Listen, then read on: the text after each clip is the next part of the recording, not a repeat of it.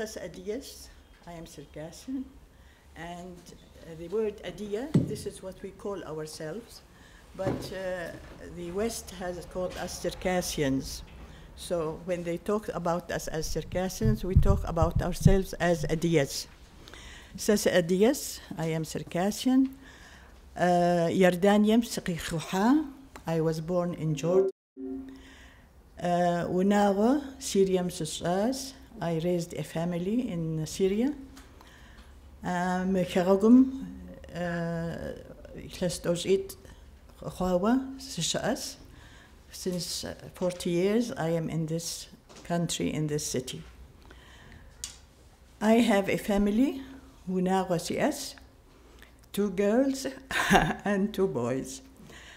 Unfortunately, 3 of them don't speak the language, and that's why I'm here for the lost languages.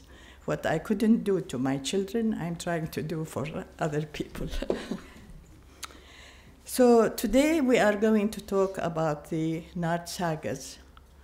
The Noba, Nart Taurikham, the Tepsashahanu. We cannot mention Nart sagas without mentioning John Calaruso, the professor to whom we owe the collection or the translation of these sagas and handing it to the West to read about it. So we give him a big, warm greeting from here. The Nart sagas to the Caucasus are what the Greek myths are to the Western world. They are extremely archaic and varied. They occur across the North Caucasus among Chechens, Ingush, Ossetians, Georgians, and Circassians, of course. The Circassian corpus was collected by the scholar Adyghe al-Askar and his team between 1968 and 1971. Although the exploits of their characters have the magic and bravura of gods, only a few figures retain genuine deity status. But the tales are important as a statement to the civilization of a lost world. In the lush realm of the Caucasus, there were estimated 2 million people living there, all sharing a set of striking features of language, dress, custom. In peace, the peoples were organized into a number of tribes, each with its own language and dialect. In war, they united and behaved like a conventional state. The Circassian tribes of the coast, the Shapsar and the others, practiced trade and exhibited a loose social structure. But further along the coast, there were other Circassians and elaborate social structure existed. These people were warlike, and their society was highly structured to enforce a discipline and order that served them on the battlefield. They were ranked into princes, nobles, freemen, and serfs, the last serving the nobility and chiefly descended from prisoners of war. Although the princes and nobles entrusted their children to retainers, family values as a whole were strong, and this fosterage actually served to the serfs in their own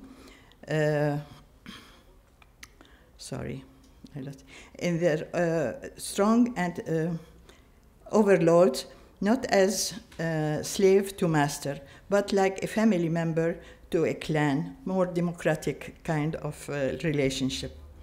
Despite the strict codes of contact, the concern with honor and social faith, and the elaborate hierarchy, the overall social values reflected ideals of individual freedom and democratic participation in community life.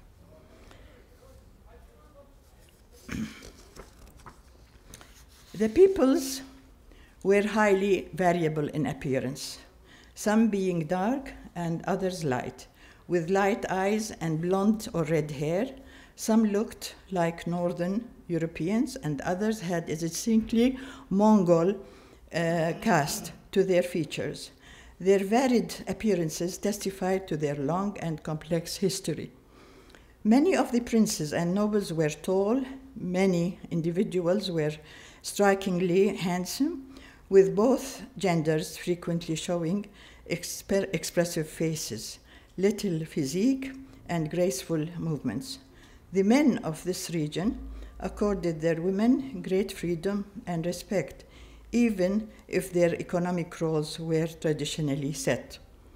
Elders were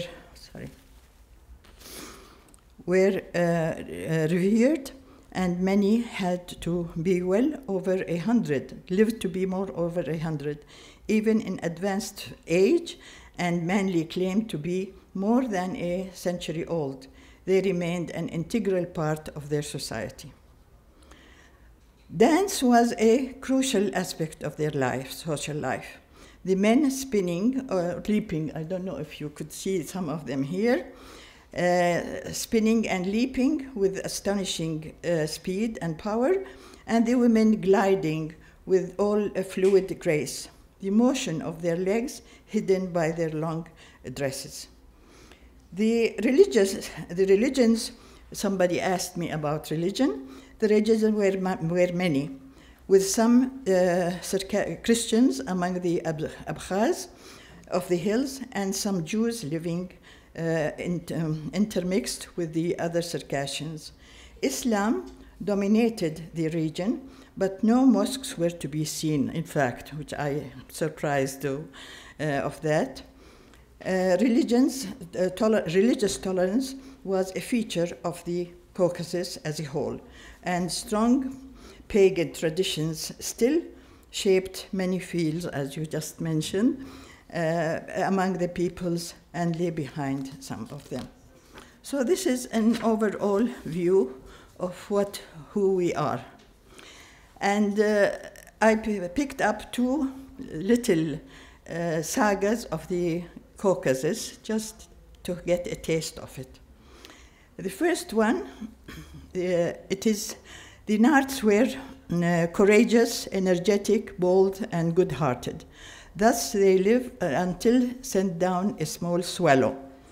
Do you want to be few and live a short life, but have great fame and have your courage to be an example for others forevermore? Asked the swallow to the Thenards. Or perhaps would you prefer that there will be many of you, that your numbers will be great, that you will have whatever you wish to eat and drink, and that you will all live long lives, but without ever knowing battle or glory? Then, without calling a council, but with a reply as quick as thought itself, the Thenards said, "We do not want to be like cattle. We do not want to reproduce in great numbers. We want to live with human dignity. If our lives are to be short, then let our fame be great. Let us not depart from truth. Let fairness be our path. Let us know grief. Let us not know grief. Let us live in freedom." In this way, they chose to be small in number, but to perform deeds of courage and boldness. This was the answer they gave to this small swallow to take back to God. And so their fame has remained underlying among people, and but they couldn't face the Russians when they sent them out. Another small saga, why the sun poses at the horizon at sunset. Here you've seen how, as evening progresses, the sun pauses in its course for just a moment at the horizon on the sky's lower flank, just before it sets. I shall tell you why this is so. One day, long ago, Satanaya, who is the typical lady that is wise, beautiful, never ages, mother of the Thenards, Satanaya had a lad of the Thenards who made harnesses described to compete against one another in traditional skills. She said, "Today I shall sew a saya, a dress, a woman's dress, and there was no one else like her," they say.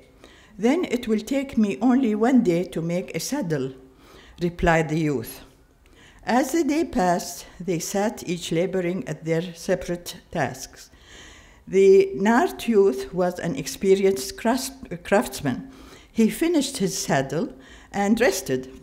As the sun approached to the horizon, there remained for Satanaya just a little more work than she could finish. "Oh, sun," she pleaded, "if only you could halt a while." In the time of the Thenards, wishes would come true. So the sun halted its descent for a little while and sat waiting at the edge of the earth until she had finished sewing.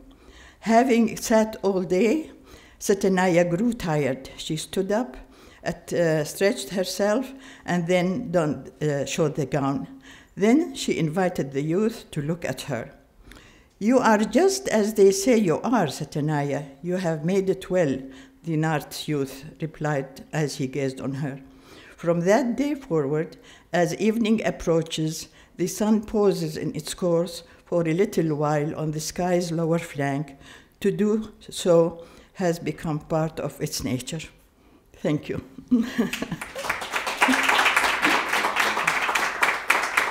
If you'd like to ask questions or... Absolutely. Yeah, before we move on to our next language and culture, if there's any questions about the Thenard sagas or Circassian, the history, the culture, anything at all, you have one of the world's great experts. Oh no. Yes. See that?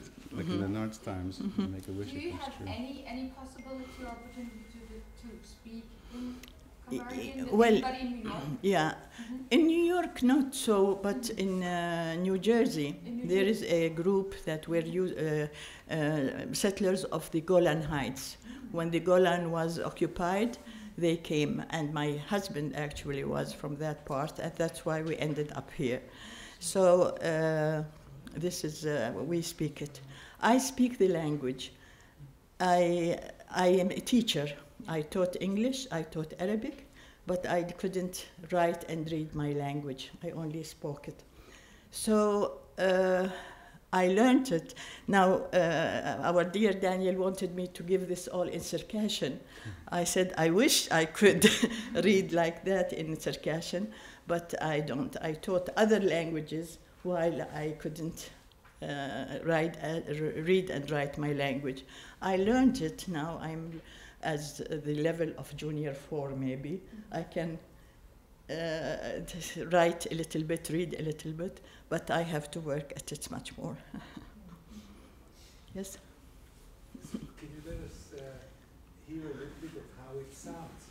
Yeah, we can teach them some greetings. We mahwa fua. Bonjour. Literally, good day. We mahwa fua. We mahwa fua. Again? We mahwa fua.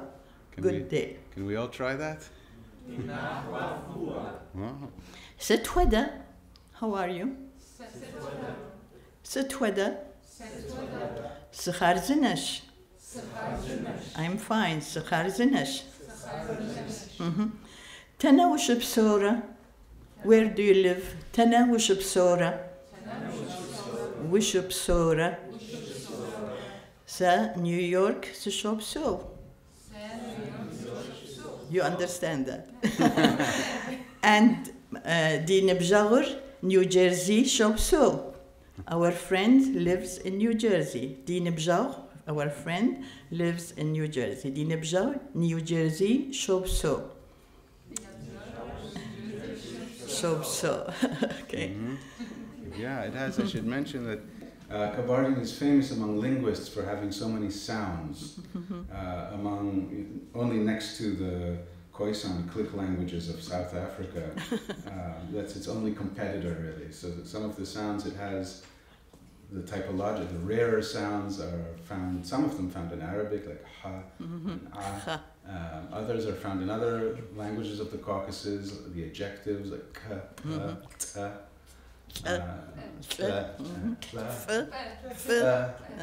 like in, for example, you have f, then you have f, you have q, you have k, you have l, you have sh. Yeah.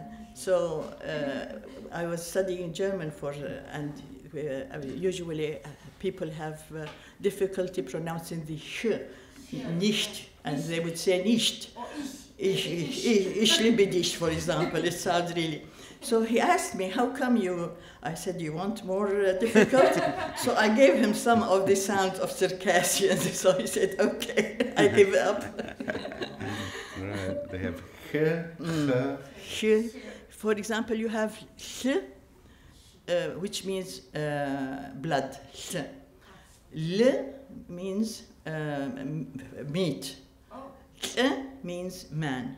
So you have the L sound, 3 levels, different names. Like p is a nose, p is a bed, and so on. Yeah. Good. Yes, please. Yeah. Majida, thank you very much for your very good and meticulous introduction to Kabardian, especially for Thenards. And the 2 stories you narrated were very representative of the saga. But the era when honor was, but short lives were much more important. And still is. This is our problem. We cannot deal with money. There are no Circassian merchants. There was one in Amman, Jordan, and he had to close at the end. It's not becoming to ask for money, or if they give it, okay, but they will not ask. My son, after Perestroika, went to Kafkaz to work with jewelry there with some Turkish friends. He ended up teaching at the Institute of Science there. He couldn't carry on trade. So this is one of our failures. The sense of pride. Yeah. Even though if the Thenards and the saga themselves are probably not very live. My question to you is that did you ever heard the Thenards in your language or from somebody? No, Were you aware of it before you read the book by the professor? Yeah, I read it in Circassian, and I helped. I'm proud to say my name is with the sagas of Calaruso. I helped in the translation. Majdoline Hilmi. My name is mentioned in the preface. So I worked with him, and it was a pleasure to give me that opportunity, and that's why I owe so much to John. That's the most complete book on the Thenards. Before that, in the 50s, what I received from an aunt who came from there, a collection of some of these. So I read this very slowly, like a child, from beginning. Then came out the 7 volumes that Adyghe collected in the 70s of last century, and there John was there. That was the first substantial transition. Yeah. Before Dumezil. Exactly. Dumezil is more on the Wubush. I read some of his in French also. And Ossetian. Ossetian little, but thanks to him, he made it a dictionary for the Wubush language. Yeah, Wubush language, which has extinguished, unfortunately. Yeah. Yes? Yeah, so Kabardian is one of the Circassian varieties. How have you encountered speakers of other varieties, and how much mutual comprehensibility is there for you or for them? I tell you a joke. When I went to Kafkaz, I was speaking to some of the ladies, and they told me, you speak Circassian, but you're not from here. I said, how come? How did you guess? They said, you have an accent. So imagine somebody telling me in my own mother language that I have an accent. So the accents are different from those who are in diaspora and those who kept the language as it should be.